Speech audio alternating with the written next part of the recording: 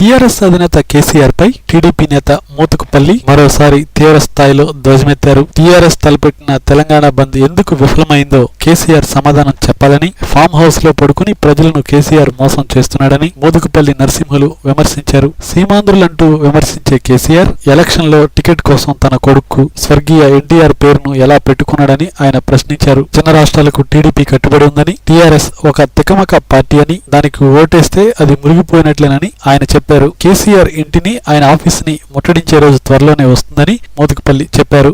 కేసీఆర్ ఇచ్చినటువంటి బంద్ పిలుపు తెలంగాణలో ఘోరంగా విఫలమైంది. కేసీఆర్ కు నిరసనగా ఇవాళ తెలంగాణ ప్రజలు ముఖ్యంగా ఈ బంద్లో పాల్గొనలేదు. కేసీఆర్ ఒంటెద్దు పోకడలను తెలంగాణ ప్రజలు ఖండిస్తున్నారు. కేసీఆర్ కుటుంబ రాజకీయాలను తెలంగాణ ప్రజలు తీవ్రంగా వ్యతిరేకిస్తున్నారని చెప్పడానికి ఇది నిదర్శనం. ఇలా బంద్ విఫలం కావటం అంటే కేసీఆర్ యొక్క దుర్మార్గపు రాజకీయ విధానాలకు వ్యతిరేకంగా ప్రజలు ఇవాళ ముందుకొస్తున్నారని చెప్పడానికి ఇది నిదర్శనం అని కూడా ఈ సందర్భంగా నేను తెలియజేస్తా ఉన్నా.